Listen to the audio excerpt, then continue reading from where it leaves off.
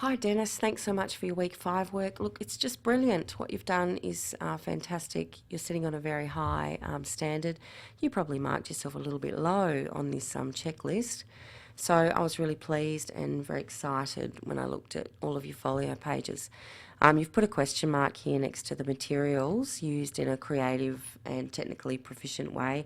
So look, just in general, it's not so much the materials themselves, but it's how you use them in conjunction with a method. So an example of that would be if you're using material in a creative way, you might, I don't know, paint with glue on top of glass and see what sort of effects that made, and then maybe take a print of that on some paper that you squash onto the glass. You know, it's that type of thing, just playing really. And in terms of technical proficiency, it just means how well you handle the materials in construction or moulding. So I hope that makes sense.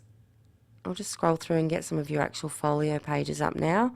I really love your use of line here, the way you've got the thick outline and then your thinner line for your internal walls. I just think it's a beautiful style, and you know, your pages here are really thorough, the way you're exploring the shapes, the windows, the overhang on your actual design, and the internal spaces. You know, it's brilliant. You've thought of everything.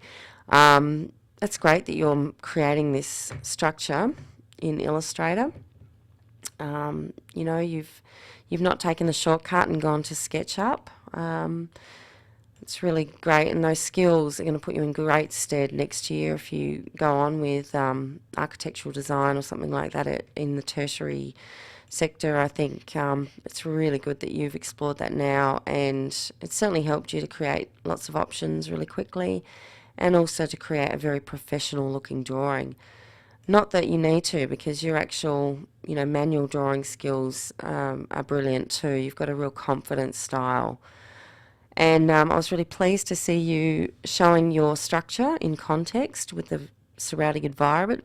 Certainly helps you, you know. It's the next best thing to building it, really. So you've done all of that you can to explore it thoroughly. Your swatches page, look, I'm not going to rotate this because then I've got to rotate all the other pages back. So, you know, this was good too. It showed your reflective thinking and your critical analysis of the suitability of materials and how sustainable they were, and also how well they fit into the natural environment. So your comments are really thorough. You know, as drawings, they just look really beautiful. This has got a bit of a collage mixed media effect that's working really well. I like the fact that you've put in the reflections into the window rendering there.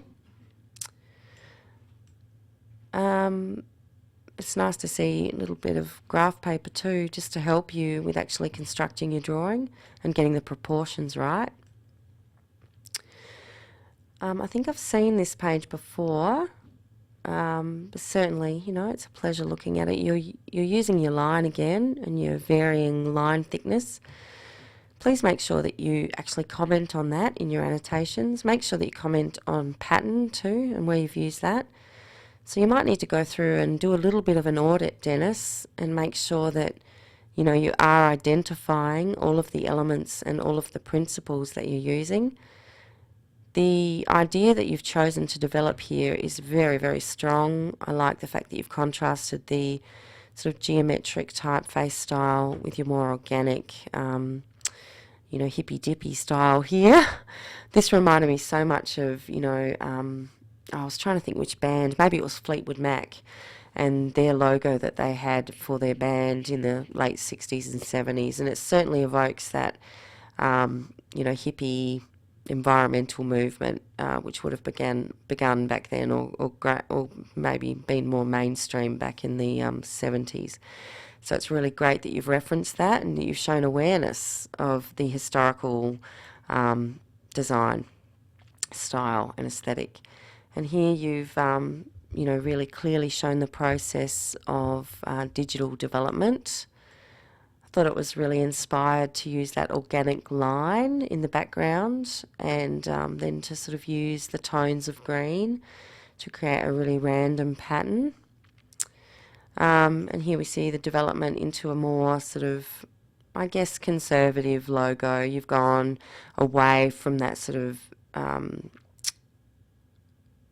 decorative style into a more formal or conservative sort of style. But I think you've still indicated the green credentials, if I scroll down, just simply by using the colour to indicate the green design philosophy. You've used different media here, which is really good, not just relying on the digital methods, because it can certainly give you some other options when you explore watercolour and paint. You can get some nice texture that you can play off. These layouts are really, really strong, and you're using a lot of figure ground here. This is sort of more of a ground dominant design, and you've played off the negative shape here for your building.